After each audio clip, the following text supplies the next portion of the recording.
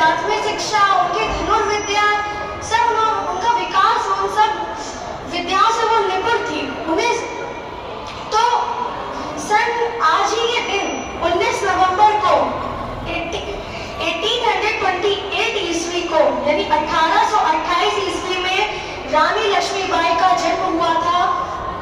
कहा जाता है कि इनका मायका जो है बिठूर में माना जाता है, जहाँ पर जो कानपुर नगर के समीप है, कानपुर नगर से 30-40 किलोमीटर दूरी होगा। तो वहीं पे उनकी प्राथमिक शिक्षा, उन्होंने वहीं पर अपनी प्राथमिक शिक्षा पूरी की और वहीं से उन्होंने घुड़सवारी की विद्या भी सीखी, धनुर्विद्या सीखी, तलवारबाजी की विद्या सीखी। ये मतलब उन्होंने जैसे युद्ध भूमि में जैसे विद्याएं पूर्ण होती हैं, उन सबको उन्होंने पूर्ण किया और उन्होंने अपनी प्राथमिक शिक्षा, अपनी विद्या पूरी की। कुछ समय बाद उनका विवाह झांसी के राजा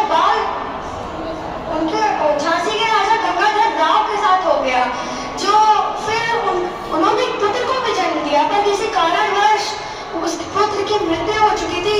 कुछ समय बाद राजा भी इस सदमे से, इस दुख से उनकी भी मृत्यु हो गई। तब झांसी की रानी यानी रानी मणिकर्णिका अकेली पड़ गई। मनुबाई, इनका बचपन का नाम मनुबाई भी था।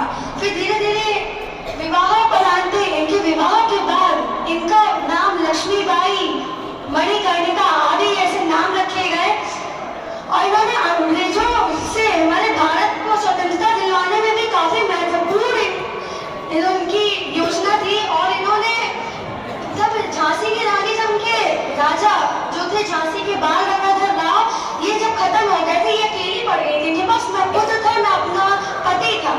ये अन्य राजाओं के साथ, जैसे नाना साहेब पाटकर, कई सारे राजाओं के साथ मिलकर इन्होंने अपने भारत को स्वतंत्र कराने में काफी महत्वपूर्ण योगदान दिया है।